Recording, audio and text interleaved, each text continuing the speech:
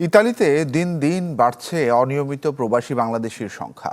দেশটিতে বসবাস করা প্রবাসীরা বলছেন, কাজের সুযোগ থাকলেও অদক্ষ আর অবৈধ বাংলাদেশিরা সেটি কাজে লাগাতে পারছে না।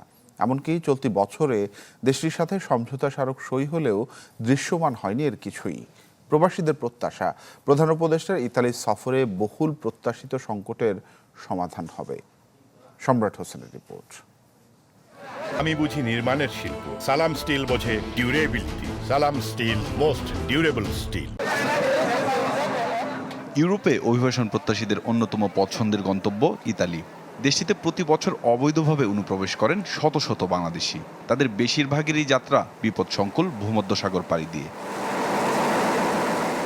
ইউরোপের এই দেশটিতে বর্তমানে বৈধ অবৈধ মিলিয়ে প্রায় ৩ লাখ বাংলাদেশির বসবাস। ইতালিতে বসবাস করা প্রবাসীরা বলছেন, যথেষ্ট কাজের সুযোগ থাকলেও বিপাকে আছেন অনেকেই।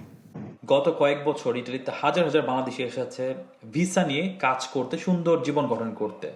তাদের অনেকেই এখানে আসার পরে এখনো ডকুমেন্ট করতে পারেনি।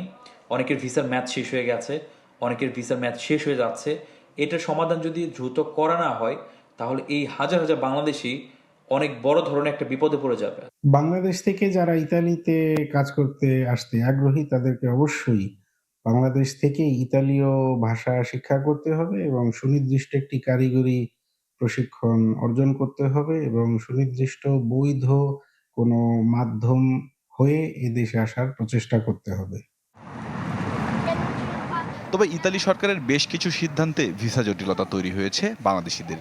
অন্তর্বর্তী সরকারের প্রধান উপদেষ্টার আসন্ন সফরে এর সমাধান চান প্রবাসীরা।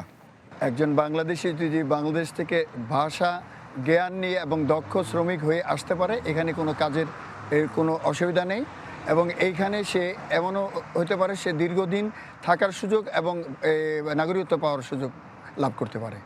ইতালিতে আমাদের মাননীয় প্রধান উপদেষ্টা আসছেন। যদি কোনোভাবে এখানে উচ্চ মহলে কোনোভাবে তিনি একটা মিটিং করতে পারেন, এই বিষয়গুলো নিয়ে কথা বলতে পারেন, আমার মনে হয় এটা একটা ভালো সমাধান হবে। চলতি বছর প্রথমবারের মতো অবৈধ অভিবাসন বন্ধে ও ইতালিতে কর্মী নিয়োগে ঢাকায় একটি সমঝোতা স্মারক করে দুদেশ। তবে এখনও কিছুই দৃশ্যমান হয়নি। দেশটিতে সিজনাল ও নন সিজনাল এই দুই ক্যাটাগরিতে ভিসা দেওয়ার কথা থাকলেও হয়নি এসবের কিছুই। বেশিরভাগ নুল্লস্ত অরিজিনাল থাকার পরেও ভিসা হচ্ছে না, তাদের ভিসা দিচ্ছে না। বছরের পর বছর তারা অপেক্ষা করছে। সম্রাট হোসেন, চ্যানেল 24, ঢাকা।